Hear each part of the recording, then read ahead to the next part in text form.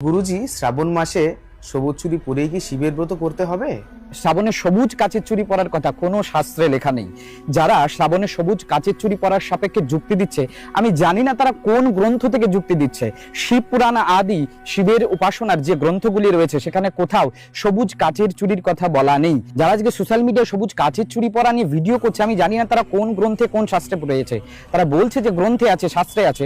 তাদের কাছে আমার একটা অনুরোধ, একটা গ্রন্থ একটা শাস্ত্রের নাম বলুক এবং সেই শাস্ত্রের একটা শ্লোক উদ্ধৃতি করে আমাকে একটু শোনাক যে কোন শাস্ত্রে সবুজ কাচের চুড়ির কথা বলা আছে। সোশ্যাল মিডিয়াতে যারা ভিডিও বানাচ্ছে তারা কাচের চুড়ি পরার সপক্ষে যুক্তি দিচ্ছে যে মাতা পার্বতী সবুজ চুড়ি পরে দেবাদিদেব মহাদেবের সাধনা করেছিলেন, কিন্তু কাচ তো তখন ছিলই না। সবুজ কাচের চুড়ির কথা ভালো করে শুনবেন। কাচের চুড়ি, কাচের আবিষ্কার আজ থেকে 4500 বছর আগে মেসোপটেমিয়া মিশরীয় সভ্যতায়। ভগবান কৃষ্ণ এসেছিলেন আজ থেকে 5000 বছর পূর্বে।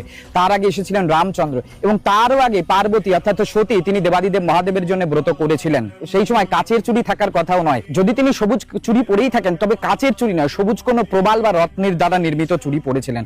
যেমন আমাদের এখানে বিবাহিত মহিলারা শঙ্খের বা শাখা পরে, শাখার বদলে তারা যদি সাদা প্লাস্টিকের চুড়ি পরে বসে থাকে তাহলে কি সেটা শাস্ত্রসম্মত হবে? তাহলে কাচের চুড়িটা এলো কোথা থেকে? আসলে নন বেঙ্গলি অর্থাৎ উত্তর ভারতে যারা থাকে তারা এই শ্রাবণ মাসটায় এক মাস নিজের স্বামী এবং সংসারের মঙ্গল কামনায় সবুজ কাচের চুড়ি পরে দেবাদিদেব মহাদেবের ব্রত করেন। এটা একটা আঞ্চলিক প্রথা।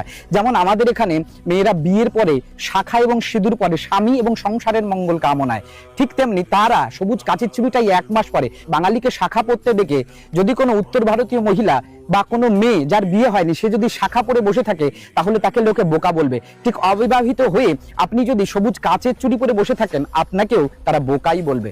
আপনি চাইলে কাচের চুড়ি পরতেই পারেন, কাচের চুড়ি পরে শিবের ব্রতও করতে পারেন, কিন্তু কাচের চুড়ি পরেই শিবের ব্রত করতে হবে এর কোনো মানে নেই। আপনার ইচ্ছা হয়েছে আপনি পরতেই পারেন। হর হর মহাদেব।